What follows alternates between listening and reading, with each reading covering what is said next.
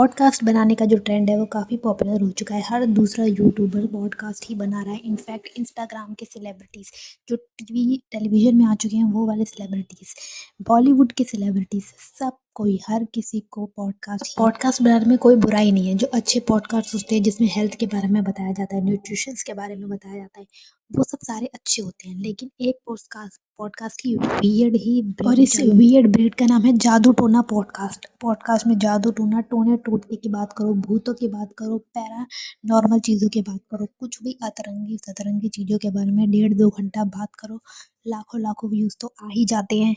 पता नहीं ऐसे पॉडकास्ट बनते कुछ क्रिएटर्स तो ऐसी पॉडकास्ट की रील्स बनाते हैं जिसमें वो पॉडकास्ट पर होते भी नहीं है, बस माइक सामने रख के बोलते हैं, एडवाइस देते हैं, जो सबको लगता है। और इन पॉडकास्ट की दिक्कत ये है कि ये प्रिटेंड भी नहीं करते कि ये कुछ वाकई में अच्छी नॉलेजेबल चीज़ बता रहे हैं। ये स्ट्रेट अप बस झूठी बोलते रहते हैं, फालतू की कहानियाँ ही बनाते रहते हैं, भूत प्रेत की कहानियाँ बिल्कुल कॉमिकल वे में कि हंसी आती है इनके पॉडकास्ट देख कर कि तुम लोग बोल क्या रहे हो। कम से कम कंस्पिरेसी थ्योरीज के बारे में बात करने में कोई बुराई नहीं है। जितनी भी चीज़ें होती हैं, पैरानॉर्मल चीज़ें होती हैं, उनके बारे में भी बात करने में कोई बुराई नहीं है। लेकिन अपने पॉडकास्ट में ऐसी एक्टिंग करना कि जैसे तुम सच में ही बिलीव कर रहे हो, ये घोस्ट की स्टोरियाँ, भूतिया स्टोरियाँ सुनाने में भी कोई दिक्कत नहीं है अगर वो एंटरटेनिंग है और लोगों को एक्चुअली में हॉरर स्टोरी सुनना पसंद है। लेकिन उसको वाकई में रियल लाइफ से रिलेट करना और झूठी-झूठी बातें पहले इतने पॉडकास्ट वगैरह होते भी नहीं थे। यूट्यूब पे ज़्यादातर नॉर्मल एजुकेशन से रिलेटेड चीज़ें चलती थी। लोग यूट्यूब एक्चुअली यूज़ करते थे पढ़ाई के लिए, कुछ नॉलेज लेने के लिए। फिर इसमें जो है बॉलीवुड आने लग गया, इंटरव्यूज़ आने लग गए सेलिब्रिटीज़ के। अब इंटरव्यू से वो क्या हो गया, पॉडकास्ट हो गया है 1.5 2-2 घंटे का, और कोई भी रैंडम किसी भी टॉपिक पे आप 1 डेढ़ 2 घंटा बात करो, चाहे वो कैसा भी हो, चाहे वो एंटरटेनिंग भी ना हो। पॉडकास्ट इतने पॉपुलर हो गए हैं कि लोग बड़े-बड़े सेलिब्रिटीज़ जो पहले इंटरव्यू भी नहीं देने जाते थे 15 मिनट का, वो अब 1-1 डेढ़-डेढ़ घंटे का पॉडकास्ट दे रहे हैं यूट्यूब पे।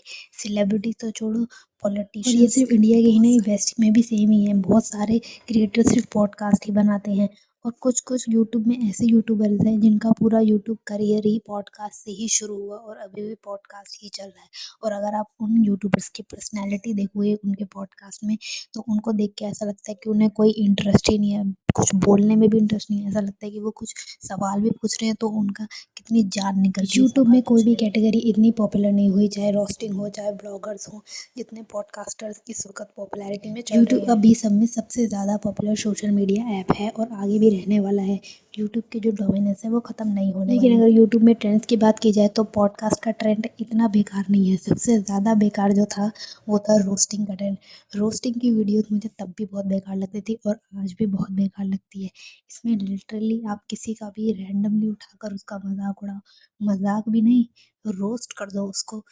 अब भूतों के बारे में बात करने में कोई खराबी नहीं है। वैसे तो मैं भूत-वूत में बिल्कुल नहीं मानती, बिल्कुल ज़ीरो। लेकिन जिस तरीके से पॉडकास्ट में बात करी जाती है, कि जैसे बिल्कुल रियल ही हो और कुछ वियर्ड वियर्ड ये भूतिया पॉडकास्ट बिल्कुल वैसे ही हैं जैसी पुरानी फ़िल्में नहीं बनती थी बॉलीवुड में भूत की, जिनका कोई सेंस नहीं होता था, जिन्हें देखकर डर भी नहीं लगता था, उल्टा हँसी आती थी। यूट्यूब पे ट्रेंड्स नए-नए आते हैं और जाते हैं, अलग-अलग तरह की वीडियोज़ बनती हैं। 20 साल से ज़्यादा हो चुके हैं यूट्यूब को और अब तक काफ़ी कुछ बदल गया है इंटरनेट की दुनिया में। और अब एआई आ जाएगा तब तो पता नहीं। और बड़े-बड़े सेलिब्रिटीज़, चाहे जया बच्चन हो, उनकी बेटी हो, या फिर खुद फराह खान भी यूट्यूब पर आ गई है। ये वही सेलिब्रिटी होते हैं, करीना कपूर ने जैसे एक बार इन्फ्लुएंसर कहा था और सबको एक तरीके से नीचा दिखाया था, ये वही सेलिब्रिटी। मुझे तो लगता है कुछ वक़्त के बाद करीना कपूर भी यूट्यूब पे अपना चैनल खोल देगी जैसे सोनाक्षी। लेकिन मुझे लगता है आगे आने वाले फ्यूचर में ये ऐसे मन-धड़ंग पॉडकास्ट बनाना बंद हो जाएँगे। इनफैक्ट पॉडकास्ट तो छोड़ो, यूट्यूब पे अगर आप वीडियो भी कोई ऐसी बनाते हो, भूतिया मन-धड़क पैरानॉर्मल वीडियोज़, ये सब बंद हो जाएँगी क्योंकि यूट्यूब ने पहले ही एआई बना लगाकर बहुत सारी वीडियोज़, बहुत सारे चैनल तक यूट्यूब पे बैन कर दिए हैं। थोड़ा-सा भी अगर आप एआई यूज़ करते हो, तो वो बैन कर देता है और आगे आने वाले टाइम में मुझे लगता है इस तरीके के टॉपिक्स भी बैन हो जाएँगे। क्योंकि यूट्यूब पे अब इतने सारे क्रिएटर हैं, हर किसी के पास सस्ता फ़ोन है, हर किसी के पास सस्ता इंटरनेट है, सिर्फ़ इंडिया में ही नहीं पूरी दुनिया में, कि कोई भी यूट्यूब पे कुछ भी बनाकर डाल सकता है, चाहे पॉडकास्ट हो या नॉर्मल वीडियोज़ हो।